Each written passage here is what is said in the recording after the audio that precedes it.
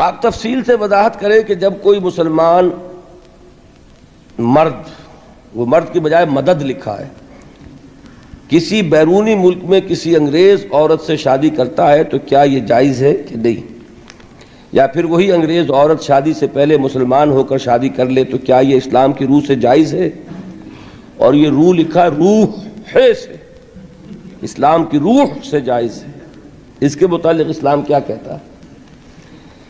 دیکھیے، اہل کتاب سے نکاح کی اجازت خواتین سے مسلمان مردوں کو دی گئی، اور اس میں اب البتہ کچھ لوگوں کی رائے یہ ہے کہ آج کل کے یہودی اور آج کل کے عیسائی اہل کتاب نہیں ہیں۔ مجھے ان سے اختلاف ہے۔ میرے نزدیک یہ تثلیث کا عقیدہ اس وقت بھی موجود تھا جب قرآن نازل ہوا، اور قرآن میں اس کی نفی کی گئی ہے۔ جو گمراہیاں ہیں یہود کی، وہ اس وقت بھی تھیں جب قرآن نازل ہوا، اور قرآن میں ان پر تنقید کی گئی ہے۔ اس کے باوجود اگر انہیں اہل کتاب شمار کر کے اجازت دی گئی تو وہ اجازت جو ہے اس کو ہم منسوخ نہیں کر سکتے۔ جس طرح اللہ کی کسی حرام شے کو حلال ٹھہرا لینا غلط ہے، اسی طرح کسی حلال شے کو حرام کر دینا بھی اتنا ہی غلط ہے، اس لیے کہ حلال اور حرام کرنے کا اختیار اللہ کے ہاتھ میں، ہمارے ہاتھ میں نہیں ہے۔ تو اگر اہل کتاب کی خواتین سے اجازت ہے نکاح کی تو نکاح ہو سکتا ہے، وہ چاہے پاکستان میں ہو چاہے باہر ہو۔ باقی اگر کوئی اللہ کی بندی اسلام لے آئے تو کیا کہنے، نور علی نور ہے، وہ تو پھر اس کے اندر تو اسلام کی روح یا روح سے اس کے جائز ہونے کا کیا سوال، وہ تو مطلوب ہے، بہت پسندیدہ ہے کہ وہ اسلام لے آئے، تو پھر تو کوئی شک ہی نہیں رہا، وہ تو مسلمان کی حیثیت سے مسلمان مرد کا مسلمان عورت سے نکاح ہے۔ یہ بہت افضل ہے، بہت سے خطرات سے بچ جانا ہے، اور اس کی تلقین ہونی چاہیے کہ مسلمان جو ہیں۔ اب یہ دوسری بات ہے کہ حالات کو دیکھتے ہوئے ہم یہ تلقین کریں کہ بھئی ایسا نہ کرو، وہ حالات کی تحت ہو جاتی ہے بات، اس لیے کہ ہو سکتا ہے اولاد کا جھگڑا پڑ جائے، اس کو قانونی حقوق حاصل ہوں گے۔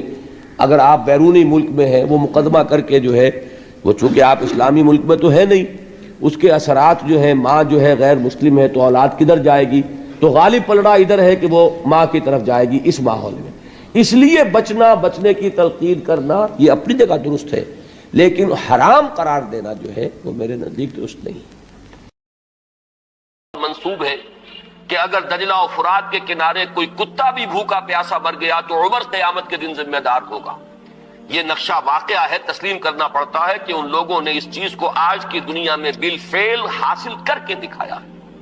سماجی مساوات کا یہ عالم کہ اگر کوئی فائنینس منسٹر، اسے بھی اگر اپنا چیک کیش کرانا ہے تو وہ بھی بینک میں اسی طرح لائن میں لگتا ہے جیسے کوئی عام شہری لگتا ہے۔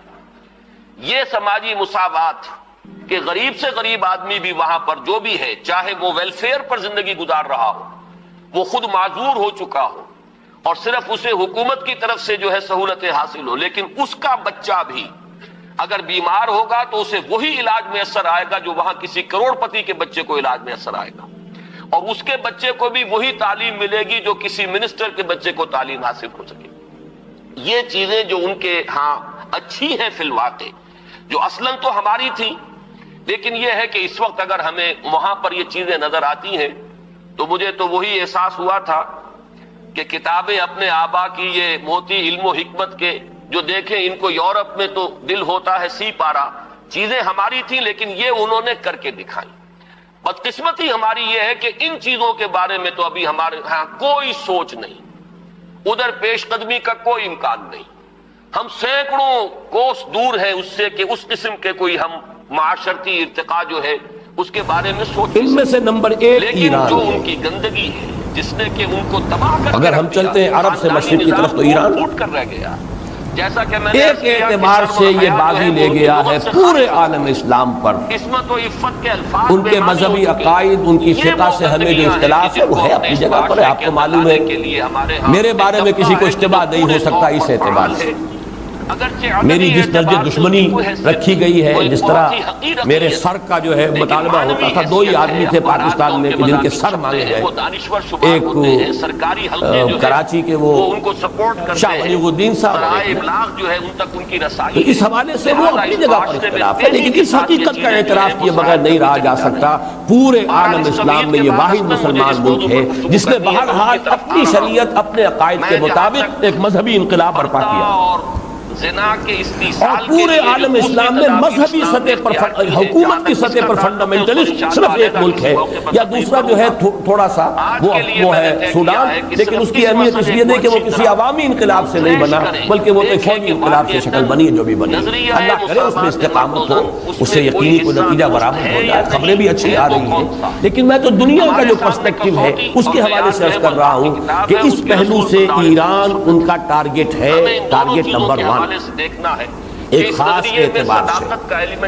ٹارگٹ نمبر 1 ایک دوسرے اعتبار سے ہم ہے، وہ میں بعد میں عرض کروں گا۔ چونکہ حکومت کی سطح پر فنڈامنٹلزم ہے اور وہ آیا ہے عوامی انقلاب کے نتیجے میں، پھر ان کے پاس تیل کی دولت ہے، اس کے خلاف اکنامک سینکشنز بھی ہو جائے تو اگر لیبیا کھڑا ہو سکتا ہے تو بہرحال وہ بھی کھڑا ہو سکتا ہے۔ ان دونوں کو علیحدہ اور نقشہ وہ دنیا کو دکھا چکا ہے کہ لڑا دے ممولے کو شہباز، یہ نقشہ بھی اس نے دکھا دیا۔ کامل مساوات کا قائل ہے، یہ ہے وہ شرف ایران کا۔ انسانیت ہے۔ نمبر 2 مرد بھی پاکستان۔ انسان ہے، عورت بھی انسان ہے۔ پاکستان 400 برس کی تجدیدی مساعی کا امین ہے، امانت دار۔ اگر کسی کے ذہن میں یہ تصور ہے کہ پورے عورت کا ہندوستان وجود میں ایک گھٹیا وجود مجدد الفسانی رحمت اللہ علیہ، شاہ ولی اللہ دہلوی رحمت اللہ علیہ، سید احمد بریلوی رحمت اللہ علیہ، ان کا جہاد، پھر اس 20ویں صدی عیسوی میں یا 14ویں صدی ہجری میں علامہ اقبال جیسا مفکر، مولانا مودودی جیسا مصنف، مولانا الیاس جیسا مبلغ، شیخ الہند جیسا مجاہد حریت، پورے عالم اسلام میں ان کا پیرلل کوئی نہیں۔ حضرت حوا کے لیے ان یہ کے 400 سال کی تاریخ اور ایو سے ایول ہے، اس کی امانت کو کہتے ہیں، یعنی یہ کہ اور اس کے نتیجے میں یہاں کے مڈل کلاس میں فنڈامنٹلزم کا ایک نیوکلیس ہے، ہمارے ذہنوں میں بھی آئی۔ اگرچہ حکومت کی سطح پر کوئی پیش رفت نہیں ہو سکی آج۔